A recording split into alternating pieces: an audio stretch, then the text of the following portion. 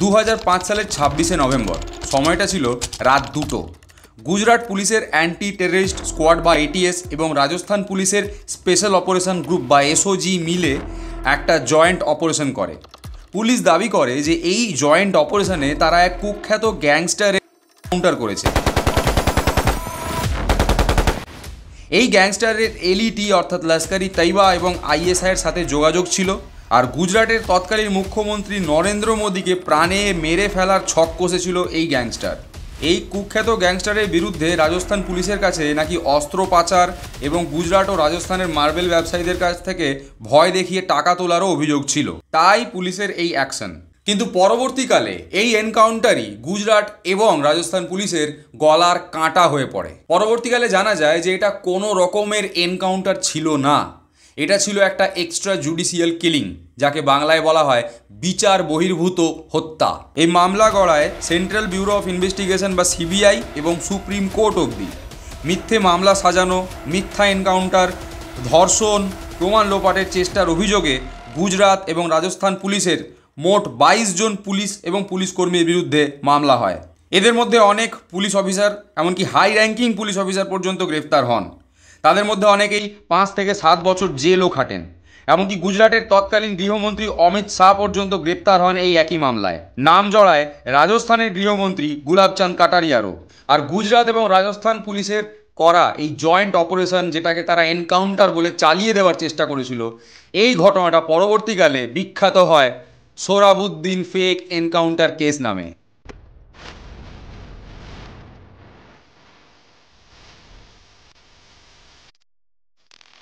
Sohrabuddin fake encounter case নিয়ে আপনারা আজও যদি ইন্টারনেটে গিয়ে সার্চ করেন অনেক তথ্য পেয়ে যাবেন। আমরা এই ভিডিওটা বানানোর ক্ষেত্রে সিবিআই এর চার্জশিট এবং কিছু মিডিয়া হাউসের থেকে পাওয়া তথ্য ব্যবহার করেছি। গুজরাট এবং রাজস্থানের পুলিশ মিলে একটা ফেক এনকাউন্টার করেছে।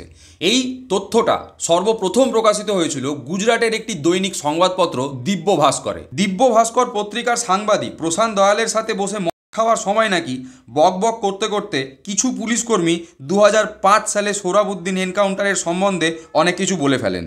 আর তারপর থেকেই এই বেআইনি হত্যাকাণ্ড নিয়ে বিভিন্ন রকমের তথ্য সামনে আসতে শুরু করে। আমরা আজকে ভিডিওতে জানার চেষ্টা করব কে এই সোহরাবুদ্দিন শেখ। গুজরাট এবং রাজস্থান পুলিশের করা এই এনকাউন্টার যে ফেক ছিল বা মিথ্যা ছিল, সেটা প্রমাণিত হলো কিভাবে। এই ঘটনাতে গুজরাট সরকারের তৎকালীন গৃহমন্ত্রী এবং ভারত সরকারের বর্তমান গৃহমন্ত্রী অমিত শাহ ঠিক কিভাবে জড়িত ছিলেন, এবং তার সাথে সাথেই আমরা জানবো এই সোহরাবুদ্দিন ফেক এনকাউন্টারের পেছনের আসল গল্প। তবে তার আগে আপনাদের সবার কাছে অনুরোধ যে আমাদের এই রিসার্চ বেসড ভিডিওগুলো যদি আপনাদের দেখতে ভালো লাগে, তাহলে আগামী দিনে এই ভিডিওগুলো দেখার জন্য আপনাকে এখনই সাবস্ক্রাইব করে রাখতে হবে চুপ অ্যান্ড ডু এর ইউটিউব চ্যানেলকে। এবারে চলুন আমরা সবার প্রথমে জেনে নিই এই সোহরাবুদ্দিন শেখ কে, কি তার পরিচয়। গুজরাট পুলিশের ডাইরেক্টর অফ জেনারেল ডিজি ভানজারা একটি প্রেস কনফারেন্স করে দাবি করেন যে সোহরাবুদ্দিন একজন জঙ্গি ছিল, যার লস্কর-ই তৈবার সাথে এমনকি দাউদ ইব্রাহিমের গ্যাংয়ের সাথেও সম্পর্ক ছিল। গুজরাটের ডিজি এই প্রেস কনফারেন্সটা করেছিলেন 27শে নভেম্বর, অর্থাৎ 26শে নভেম্বর যেদিন সোহরাবুদ্দিনকে এনকাউন্টার করা হয়েছিল তার পরের দিন। কিন্তু গুজরাট পুলিশের করা এই দাবিকে ভুল প্রমাণিত করেছে সিবিআই এর তদন্ত এবং গুজরাটের মুখ্যমন্ত্রী খোদ নরেন্দ্র মোদী। সিবিআই যে চার্জশিট পেশ করেছে সিবিআই এর কোর্টে বা সুপ্রিম কোর্টে, সেখানে কোথাও সোহরাবুদ্দিনকে জঙ্গি বলে উল্লেখ করা হয়নি। এমনকি সোহরাবুদ্দিনের সাথে আইএসআই এর লিঙ্ক বা লস্কর-ই তৈবার কোনো ধরনের কোনো লিঙ্ক প্রমাণ করার জন্য ন্যাশনাল ইনভেস্টিগেশন এজেন্সি বা এনআই এর হাতেও কোনো রকমের কোনো তদন্ত করতে দেওয়া হয়নি।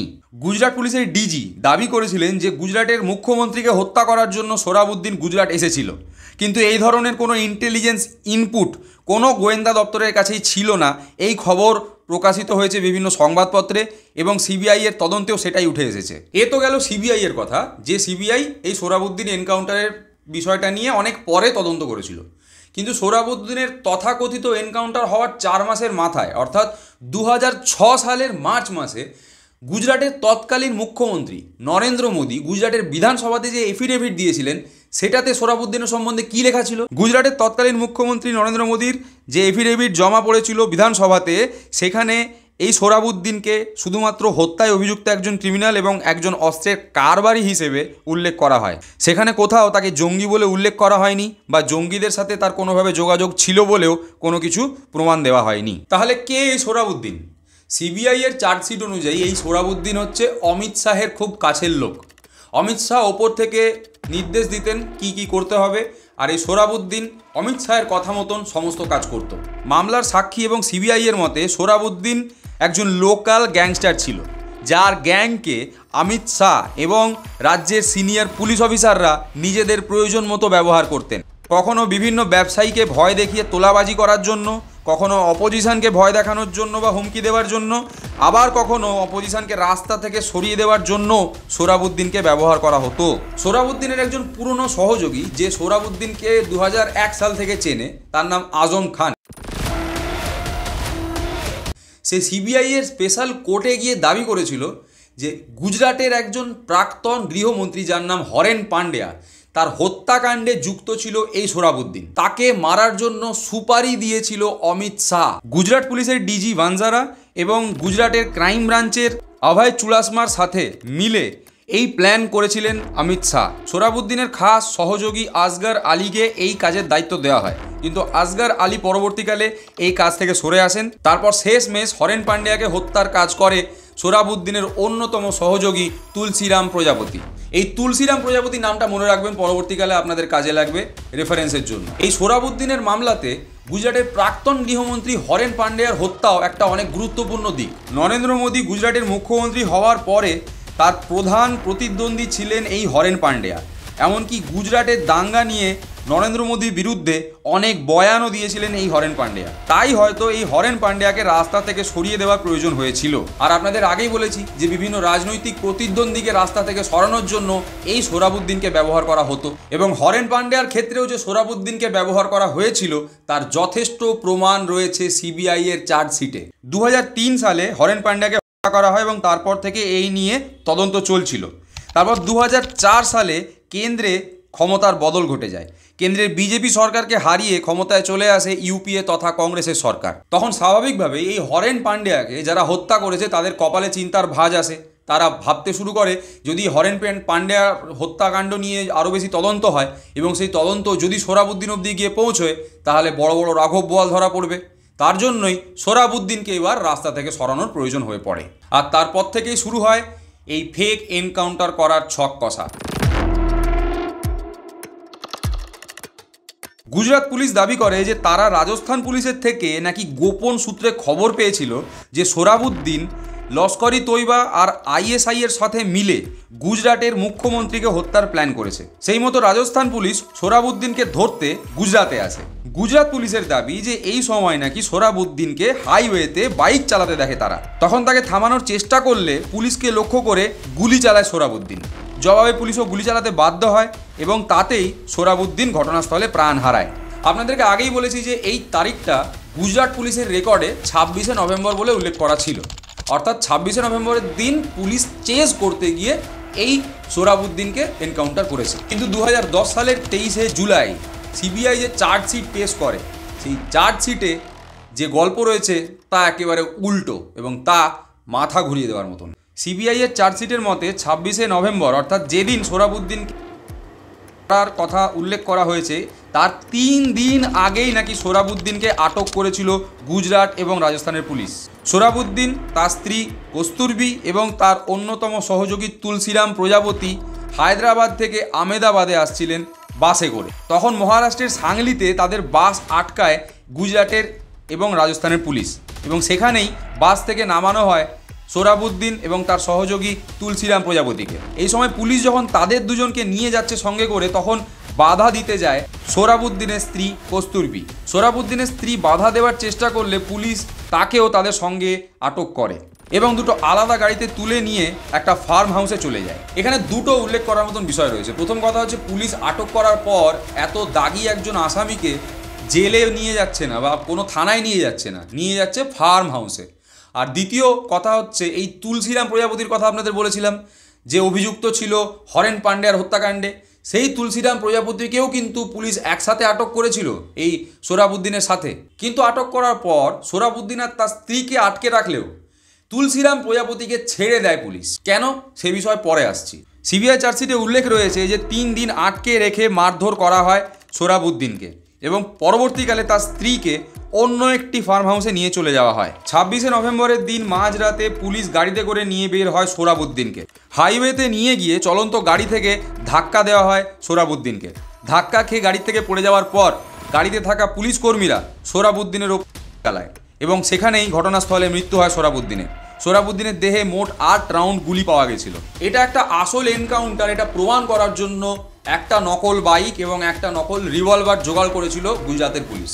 আর তারপরে একটা প্লট তৈরি করে সোহরাবুদ্দিনকে করা হয়। সোহরাবুদ্দিনের সাথে যে ঘটনা ঘটেছিল সেটা তো মর্মান্তিক বটেই, কিন্তু তারপর সোহরাবুদ্দিনের স্ত্রী কস্তুরবির সাথে যে ঘটনা ঘটেছিল সেটা কতটা মর্মান্তিক তা বর্ণনা করা যথেষ্ট কঠিন। সোহরাবুদ্দিনকে পুলিশ সস্ত্রীক আটক করার পর আলাদা করে দেওয়া হয় তাদের দুজনকে। তখন হয়তো তারা দুজন জানতেনও না যে এটাই তাদের শেষ দেখা। কস্তুরবিকে পরবর্তীকালে একটি অন্য ফার্ম হাউসে নিয়ে যাওয়া হয় এবং সেখানে তাকে নিরাপত্তা দেওয়ার দায়িত্বে ছিলেন গুজরাট পুলিশের সাব ইন্সপেক্টর বালাকৃষ্ণা চৌবে।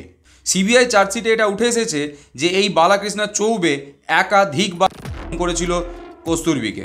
তারপরে গুজরাট পুলিশের ডিজি ভানজারা এবং অন্য একজন পুলিশ অফিসার রাজ পান্ডেয়ানের কথায় তাকে একটা অন্য এটিএস অফিসে নিয়ে যাওয়া হয় এবং সেই এটিএস অফিসে ডিজি ভানজারা, রাজ পান্ডেয়ান এদের উপস্থিতিতে খাইয়ে হত্যা করা হয় কস্তুরবিকে। কস্তুরবিকে এই বিষ দেওয়ার জন্য অন্য একজন ডিএসপি যার নাম নরেন্দ্র আমিন তাকে ডেকে নিয়ে আসা হয়েছিল। সিবিআই চার্জশিট অনুযায়ী এই ডিএসপি নরেন্দ্র আমিন তিনি একজন ডাক্তার এবং পরবর্তীকালে পুলিশে যোগ দিয়েছিলেন। তার ফলে তার অনেক ধরনের ওষুধপত্র জানা ছিল। তাই একটা বিশেষ ওষুধ তিনি দিয়েছিলেন কস্তুরবিকে যেটা তার শরীরে বিষের কাজ করেছিল এবং তৎক্ষণাৎ ঘটনাস্থলেই ওই মহিলা হয়। এই ঘটনাটা ঘটে 28শে নভেম্বর 2005 এবং তার পরের দিন অর্থাৎ 29শে নভেম্বর পার্শ্ববর্তী ইল্লোল নামক একটি গ্রামে কস্তুরবির দেহ পুড়িয়ে ফেলা হয়। 2005 সালের কস্তুরবির এই ঘটনাটা উঠে আসে 2 বছর বাদে 2007 সালে। আপনাদের একটু আগে বলেছি, হয়তো আপনাদের মনে থাকবে যে যখন পুলিশ আটক করেছিল এই সোহরাবুদ্দিনকে তখন সোহরাবুদ্দিনের সাথে তার স্ত্রী যেমন ছিল আরেকজন উপস্থিত ছিল যার নাম তুলসীরাম প্রজাপতি। যে তুলসীরাম প্রজাপতি আবার হরেন পান্ডিয়া মানে গুজরাটের গৃহমন্ত্রীর হত্যাকাণ্ডেও জড়িত ছিল। এই তুলসীরাম প্রজাপতিকে নিজেদের খোঁচর হিসেবে অনেক আগের থেকেই ব্যবহার করছিল পুলিশ এবং তুলসীরাম প্রজাপতিকে ব্যবহার করেই হায়দ্রাবাদ থেকে আমেদাবাদে নিয়ে আসা হয়েছিল সোহরাবুদ্দিনকে এবং তার স্ত্রীকে। যদিও সোহরাবুদ্দিনকে আটক করার পর তুলসীরাম প্রজাপতিকে পুলিশ ছেড়ে দেয়। এই তুলসীরাম প্রজাপতি যখন পরবর্তীকালে এই কস্তুরবির মারা যাওয়া নিয়ে বা তার নিখোঁজ হওয়া নিয়ে পুলিশকে চিঠি লিখতে শুরু করে বা জানাতে শুরু করে, তারপরে 2006 সালে এই তুলসীরাম প্রজাপতিকেও মেরে ফেলে গুজরাটের পুলিশ। গুজরাটের পুলিশ দাবি করেছিল যে এই তুলসীরাম প্রজাপতি নাকি পুলিশের চোখে লঙ্কার গুঁড়ো ছিটিয়ে দিয়ে পালাচ্ছিল। তখন পুলিশ গুলি চালায় এবং এতে তুলসীরাম প্রজাপতি মারা যায়। মানে এক এক করে এই সোহরাবুদ্দিনের হত্যার মামলাতে যারা প্রত্যক্ষদর্শী, যেমন সোহরাবুদ্দিনের স্ত্রী বা সোহরাবুদ্দিনের সাথে থাকা তার সহযোগী, তাদের সবাইকে নিকেশ করে দিয়েছে গুজরাট পুলিশ। কিন্তু এত চেষ্টার পরেও এই ঘটনাকে ধামাচাপা দেওয়া সম্ভব হয়নি। এই নিয়ে গুজরাটের খবরের কাগজ দিব্য ভাস্করে যেমন লেখালেখি চলছিল, তেমনিভাবেই সোহরাবুদ্দিনের ভাই রুবাবুদ্দিন সুপ্রিম কোর্টের দ্বারস্থ হয়ে যান। সোহরাবুদ্দিনের ভাই রুবাবুদ্দিন দাবি করে সোহরাবুদ্দিনকে নিয়ে পুলিশের যে সমস্ত বয়ান তার মধ্যে অনেক রকম অসঙ্গতি রয়েছে। আর তাছাড়া সোহরাবুদ্দিনের স্ত্রী কস্তুরবির নিখোঁজ হওয়া বা তাকে খুঁজে না পাওয়া এই বিষয়টা নিয়েও প্রশ্ন তোলেন রুবাবুদ্দিন। এর ভিত্তিতে সুপ্রিম কোর্ট 2006 সালে গুজরাটের সরকারকে নির্দেশ দেয় সোহরাবুদ্দিনের ব্যাপারে তদন্ত করার জন্য। সেই মতো 2006 সালের সেপ্টেম্বর মাসে গুজরাটের সিআইডির তরফ থেকে একটি প্রাইমারি রিপোর্ট সাবমিট করা হয়। এই রিপোর্টটি সাবমিট করেন গীতা জোহরি, যিনি ওই সিআইডির তদন্তের নেতৃত্বে ছিলেন। তারপর 2008 সালে আরেকটা রিপোর্ট সাবমিট হয় গুজরাট সিআইডির তরফ থেকে, কিন্তু এই রিপোর্টে অদ্ভুতভাবে সমস্ত গল্পকে ঘোরানোর চেষ্টা করা হয়। গীতা জোহরির তরফ থেকে যে প্রাথমিক রিপোর্ট জমা দেওয়া হয়েছিল, মানে সিআইডির যে প্রিলিমিনারি রিপোর্ট আর কি, তাতে উল্লেখ করা হয়েছিল যে অমিত শাহ সিনিয়র পুলিশ অফিসারদের সাথে নিয়ে একটি গোপন মিটিং করেছেন এবং সেই মিটিংটা হয়েছে 2006 সালের জানুয়ারি মাসে, অর্থাৎ সোহরাবুদ্দিন এনকাউন্টারের ঠিক 2 মাস বাদে। অমিত শাহ নাকি সিনিয়র পুলিশ অফিসারদেরকে এই নির্দেশ দিয়েছিলেন যে তারা যেন তাদের রিপোর্টে উল্লেখ করে যে কস্তুরবি নাকি সোহরাবুদ্দিনের আসল স্ত্রী নয়। সুতরাং যেহেতু আসল স্ত্রী নয় তাই তাকে খোঁজার দায়িত্ব পুলিশের নয়। যদিও পরবর্তীকালে সিআইডি নিজেদের দেওয়া এই প্রাথমিক রিপোর্টকে বদলে ফেলে এবং পরবর্তীকালে সিআইডির মাথায় থাকা এই গীতা জোহরির হাত থেকেও তদন্তভার সরিয়ে নেওয়া হয়। উল্টে গীতা জোহরির নামই সিবিআই এর খাতায় উঠে গেছিল, কিন্তু সঠিক তথ্য প্রমাণের অভাবে এই গীতা জোহরি বেকসুর খালাস হয়ে যান সিবিআই এর কোর্টে এবং তারপরে গুজরাটের সরকার তাকে পুরস্কৃত করেছে তার প্রমোশন দিয়ে। এ সমস্ত অসঙ্গতির কারণেই পরবর্তীকালে সুপ্রিম কোর্ট সিআইডি তথা গুজরাটের সরকারের হাত থেকে এই তদন্তভার নিয়ে সেন্ট্রাল ব্যুরো অফ ইনভেস্টিগেশন বা সিবিআই এর হাতে তুলে দেয়।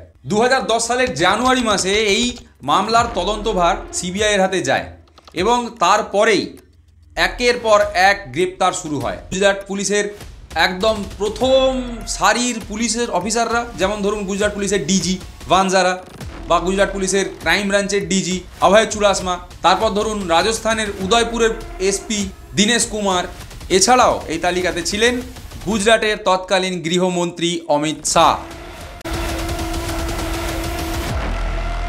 সুপ্রিম কোর্ট যেমন এই তদন্তের ভার সিবিআইকে দিয়েছিল, তার সাথে সাথে এটাও বলে দিয়েছিল যে এই মামলার শুনানি যেন একজন বিচারপতির মাধ্যমেই হয়, অর্থাৎ এই মামলার শুনানি যতদিন না শেষ হচ্ছে ততদিন মামলার বিচারপতি বদল করা যাবে না।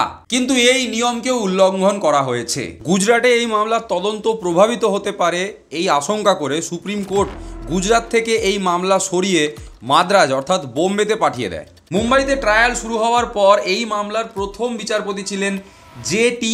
উৎপাত। প্রথম শুনানিতে এই বিচারপতি আদালতে সিবিআই এর আইনজীবীর অনুপস্থিতি বা অমিত শাহের অনুপস্থিতি নিয়ে কড়া সমালোচনা করেন এবং পরবর্তী শুনানিতে দুজনকেই আদালত কক্ষে উপস্থিত থাকার নির্দেশ দেন। কিন্তু পরবর্তী শুনানির ঠিক আগের দিন এই বিচারপতি বদলে যান। নতুন বিচারপতি হন ব্রিজভূষণ হরিকিষণ লোয়া। जज की मौत वाली स्टोरी में अमित शाह का जिक्र सिर्फ संदर्भ की बात है, बताने के लिए कि जज साहब कितने हाई प्रोफाइल मामले की सुनवाई कर रहे थे। इसका मतलब यह नहीं कि किसी पर इशारा किया जा रहा है, वो हम बिल्कुल नहीं कर रहे, मगर इसी एक कारण से यह भी लगता है कि जज लोया की मौत से जुड़े सारे सवालों को गंभीरता से लेना चाहिए ताकि किसी को उस संदर्भों पर शक न। হ্যাঁ, ইনি হলেন সেই জাজ লোয়া বা জাস্টিস লোয়া যার অস্বাভাবিক মৃত্যু নিয়ে এখন অবধি অনেক রহস্য রয়েছে, সেই রহস্য আজও উন্মোচিত হয়নি। সোহরাবুদ্দিন মামলার প্রথম বিচারপতি জে.টি. উৎপাত ঠিক যেভাবে কঠোর সমালোচনা করেছিলেন, একইভাবে ব্রিজভূষণ হরিকিষণ লোয়াও এই মামলার শুনানির সময় কড়া সমালোচনা করেন সিবিআই এর এবং অমিত শাহের। আর তার সাথে সাথে তিনি নির্দেশ দেন যে 15ই ডিসেম্বরের দিন অমিত শাহ এবং সিবিআই এর আইনজীবী দুজনকেই আদালতের এজলাসে উপস্থিত থাকতে হবে। ঠিক যেদিন এই শুনানি হওয়ার কথা ছিল তার 15 দিন আগে 30শে নভেম্বর 2014 ব্রিজভূষণ হরিকিষণ লোয়ার রহস্যজনক অবস্থায় মৃত্যু হয়। তার মৃত্যুর পর তার পরিবারের বয়ান অদ্ভুতভাবে বদলেছে বারবার। কারবার ম্যাগাজিনে প্রকাশিত রিপোর্ট অনুযায়ী জাজ লোয়ার ডেথ সার্টিফিকেটে মৃত্যুর সময় লেখা নিয়ে দ্বন্দ্ব রয়েছে। এমনকি হাসপাতালে ভর্তি করার সময় তার কাপড়ে রক্তের দাগ পাওয়া যায়, যেটা পরবর্তীকালে অস্বীকার করে হাসপাতাল কর্তৃপক্ষ। এমনকি এই একই রিপোর্টে এটাও প্রকাশিত হয়েছে যে জাজ লোয়ার পিতা এবং তার বোন দাবি করেছিলেন মুম্বাই হাইকোর্টের একজন প্রাক্তন বিচারপতি সোহরাবুদ্দিন মামলাতে রায় বদল করার জন্য জাস্টিস লোয়াকে 100 কোটি টাকার অফার করেছিলেন, যে অফার জাস্টিস লোয়া রিজেক্ট করেন। আমি জানি না জাজ লোয়া যদি আজও বেঁচে থাকতেন তাহলে আজকে দেশে বিজেপি ক্ষমতায় থাকতো কিনা। তবে জাজ লোয়া যখন মারা গেছেন তখন ইতিমধ্যে ভারতে কেন্দ্র সরকারের ক্ষমতায় চলে এসেছিল বিজেপি। তাই 2014 পর থেকে সমস্ত রকমের অদ্ভুত ঘটনা ঘটতে শুরু করে এই সোহরাবুদ্দিনের মামলাতে। জাস্টিস লোয়ার পরে এই মামলার বিচারের দায়িত্ব পান এম.বি. গোসাভি। তিনি অমিত শাহকে এই মামলায় ক্লিনচিট দেন। এই ভিত্তিতে তাকে ক্লিনচিট দেওয়া হয় যে শুধুমাত্র কল রেকর্ডিং যথেষ্ট প্রমাণ নয় যে অমিত শাহ সোহরাবুদ্দিনের হত্যাতে সামিল ছিলেন। আর এমনিতেও সোহরাবুদ্দিন শেখ বেঁচে নেই, তার স্ত্রী কস্তুরবি বেঁচে নেই, তার অন্যতম সহযোগী তুলসীরামও বেঁচে নেই। তাহলে আর প্রমাণ দেবে কে, বয়ান দেবে কে, আর সাক্ষ্যই দেবে কে? এছাড়াও পুলিশের বয়ানে অসঙ্গতি রয়েছে এবং এই মামলাতে যে 92 জন সাক্ষ্য প্রমাণ ছিল তারা পর্যন্ত পরবর্তীকালে নিজেদের বয়ান বদল করেছে। অর্থাৎ এক্ষেত্রে ক্ষমতার প্রয়োগ আর অপপ্রয়োগ যাই বলুন সেটা সম্পূর্ণরূপে করা হয়েছে ক্ষমতাবানদের আড়াল করার জন্য। কিন্তু তাও আজও সিবিআই এর চার্জশিটে জল জল করছে আমাদের দেশের বর্তমান স্বরাষ্ট্রমন্ত্রী তথা গৃহমন্ত্রী অমিত শাহের নাম। শুধুমাত্র সিবিআই তদন্তই নয়, আপনাদেরকে আগে বলেছি যে গুজরাটের সরকার সিআইডিকে দিয়ে একটা তদন্ত করিয়েছিল এবং সেই তদন্তের প্রাথমিক রিপোর্টে এটা উঠে এসেছিল যে অমিত শাহের সাথে রাজ্যের বড় বড় পুলিশ অফিসারদের গোপনে মিটিং হয়েছিল এই সোহরাবুদ্দিনের মামলা নিয়ে। আর সিবিআই এর চার্জশিটে দাবি করা হয় যে এই ঘটনার সাথে জড়িত যে সমস্ত পুলিশ অফিসাররা ছিলেন তাদের সাথে সরাসরি যোগাযোগ ছিল অমিত শাহের। এমনকি অ্যাসিস্ট্যান্ট সাব ইন্সপেক্টর অর্থাৎ এএসআই লেভেলের অফিসারদের সাথেও রাজ্যের গৃহমন্ত্রী ফোনে কথা বলতেন, যেটা স্বাভাবিক বিষয় নয়। এমনকি অমিত শাহের কথাতেই নাকি ডিজি ভানজারা এবং অভয় চুড়াসমা তারা বিভিন্ন রকম সাক্ষীকে গিয়ে ভয় দেখিয়েছিলেন। এই অভিযোগে 2010 সালের জুলাই মাসে অমিত শাহের বিরুদ্ধে অ্যারেস্ট ওয়ারেন্ট জারি হয় এবং 25শে জুলাই তাকে গ্রেপ্তার করা হয়। 3 মাস জেলে থাকার পর 29শে অক্টোবর অমিত শাহ জামিন পান, তবে তাকে শর্ত বেঁধে দেওয়া হয় যেন তিনি গুজরাটে প্রবেশ না করেন। 2010 সাল থেকে 2012 সাল অবধি গুজরাটের মোটা ভাই গুজরাটে প্রবেশ করতে পারেননি। মানে বুঝতে পারছেন যে অভিযোগ অমিত শাহের বিরুদ্ধে ছিল সেটা কতটা গুরুতর, যে একজন বিচারপতি অমিত শাহকে তার নিজের যে হোম কনস্টিটিউয়েন্সি বা নিজের যে রাজ্য সেখানে পর্যন্ত যেতে বাধা দিয়েছিলেন। সোহরাবুদ্দিনের অন্যতম সহযোগী আজম খান সিবিআইয়ের কাছে যে বয়ান দিয়েছে সেই বয়ান অনুযায়ী অমিত শাহ, ডিজি ভানজারা এবং অভয় চুড়াসমা এরা 3 জন মিলে একটা তোলাবাজির র্যাকেট চালাতো সমগ্র গুজরাট এবং রাজস্থান জুড়ে, এবং এই তোলাবাজির ফ্রন্ট ম্যান হিসেবে কাজ করত এই সোহরাবুদ্দিন। অর্থাৎ পুলিশের অফিসারদেরকে অমিত শাহ বলে দিতেন যে কার কাছ থেকে কত টাকা তোলা আদায় করা যেতে পারে, এবং সেই মতন পুলিশ অফিসাররা কন্ট্রাক্ট দিতেন এই সোহরাবুদ্দিনকে। এই আজম খান একথাও বলেছে যে যা কন্ট্রাক্ট আসতো তার 75% ভাগ অভয় চুড়াসমার হাত ঘুরে অমিত শাহ তথা বিজেপির কাছে যেত।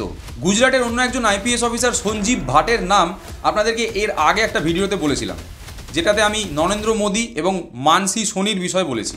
আপনারা চাইলে সেই ভিডিওটা দেখতে পারেন, আমি লিঙ্ক ডেসক্রিপশানে দিয়ে দেবো।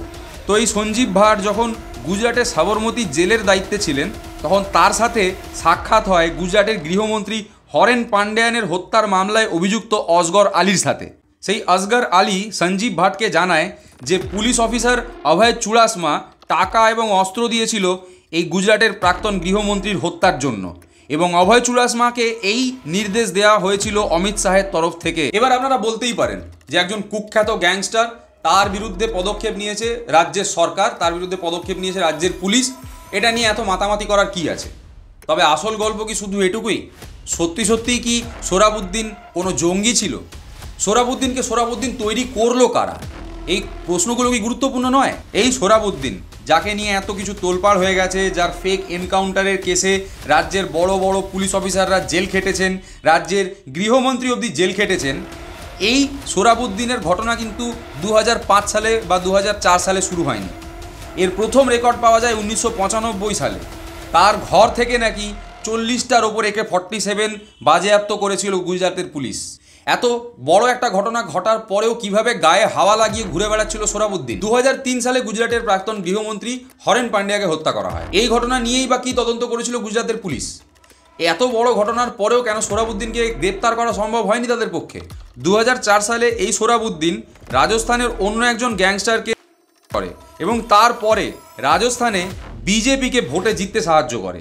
এই সময় গুজরাট বা রাজস্থানের কোনো পুলিশ অফিসারের মনে হয়নি এই সোহরাবুদ্দিনকে গ্রেপ্তার করার কথা, বা গুজরাটের গৃহমন্ত্রীর মনে হয়নি এই সোহরাবুদ্দিনের বিরুদ্ধে ব্যবস্থা নেওয়ার কথা। সোহরাবুদ্দিন ঠিক যেমনভাবে এই সমস্ত ঘটনাতে প্রাইম অ্যাকিউজড বা প্রধান অভিযুক্ত ছিল, ঠিক তেমনিভাবেই পলিটিশিয়ান, পুলিশ এবং ক্রিমিনালের মধ্যে যে নেক্সাস চলতো তার একজন মেন উইটনেস বা প্রধান সাক্ষীও ছিল।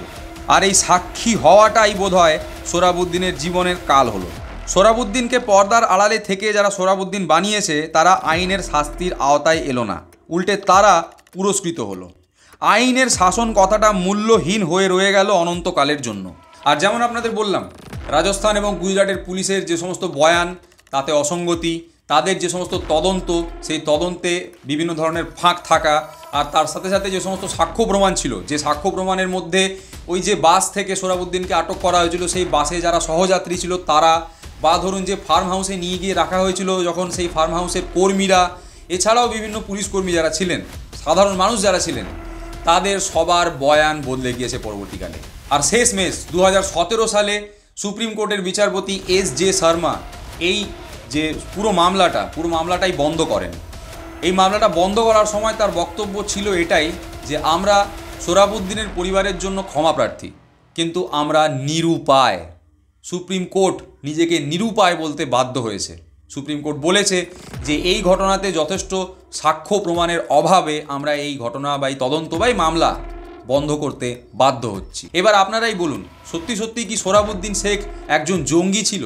আর সে যদি গ্যাংস্টার বা জঙ্গি হয়েও থাকে তাহলে তার জন্য তো আমাদের দেশে আইন কানুন রয়েছে, সেই মতন তাকে শাস্তি দেওয়া যেত।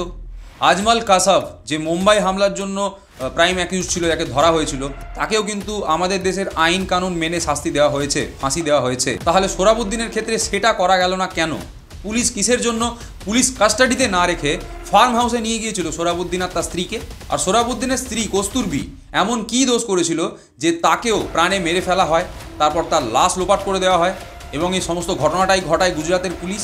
দেশে আইনের রক্ষকরা থাকে ক্রিমিনালদের সাইজ করার জন্য, কিন্তু রক্ষকরাই যদি ভক্ষক হয়ে যায় তাহলে এই ভক্ষকদের সাইজ করবে কে? অনেকেই বিভিন্ন সময়ে এই ধরনের এনকাউন্টারকে জাস্টিফাই করে এটা বলে যে এটা নাকি ইনস্ট্যান্ট জাস্টিস। কিন্তু এই ইনস্ট্যান্ট জাস্টিস যে কত বড় রকমের ভুল এবং কত বড় রকমের বেআইনি পদ্ধতি, সেটা এই সোহরাবুদ্দিনের মতন ঘটনা সামনে উঠে আসার পর পরিষ্কার হয়ে যায়। আর তার সাথে সাথে এটাও পরিষ্কার হয়ে যায় যে আমাদের দেশে একটি অন্যতম বড় রাজনৈতিক দল বিজেপির নেতাদের আসল চরিত্র কী। এদের নেতারা কখনো চাকরির আন্দোলন করতে গিয়ে, ধর্ষণের বিরুদ্ধে মিছিল করতে গিয়ে বা ধর্মঘটের দোকান বন্ধ করতে গিয়ে গ্রেপ্তার হয় না। এরা গ্রেপ্তার হয় ফেক খুন এবং প্রমাণ লোপাটের চেষ্টার অভিযোগে। কত বড় মহাপুরুষ এরা, ভাবুন কত বড় ফকিরের পার্টি এরা, যে পুলিশ আর ক্রিমিনালকে কাজে লাগিয়ে তোলাবাজি করে। আজও এর উদাহরণ পাওয়া যায়। এই যেমন ধরুন ইলেকট্রাল বন্ডে এমন অনেক কোম্পানি টাকা দিয়েছে যাদের অফিসে ইডি সিবিআই রেড হয়েছিল, অথচ এরাই এসে আবার দাবি করে যে এরা নাকি দেশভক্তের পার্টি, এরা নাকি রাষ্ট্রভক্তের পার্টি। এই পার্টিতে যারা যুক্ত আছে তারা বাদে বাকি সবাই হচ্ছে দেশদ্রোহী। এই যে কথাগুলো আমি বলছি, আমিও হয়তো দেশদ্রোহী হয়ে যাব, কিন্তু ওরা কি বললো না বললো তাতে আমার কিছু যায় আসে না। তার কারণ ওদের লুকিয়ে রাখা যে সত্যি ঘটনাগুলো বা চেপে রাখা যে সত্যি ঘটনাগুলো, সেগুলো নিয়ে আমি আপনাদের সাথে কথা বলি, সেগুলো আপনাদের সামনে তুলে ধরি।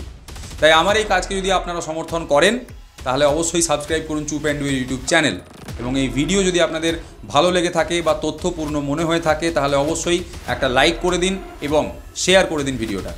সুস্থ থাকবেন, ভালো থাকবেন, নিজেদের সমাজ এবং পরিবেশকে সুস্থ রাখার চেষ্টা করবেন।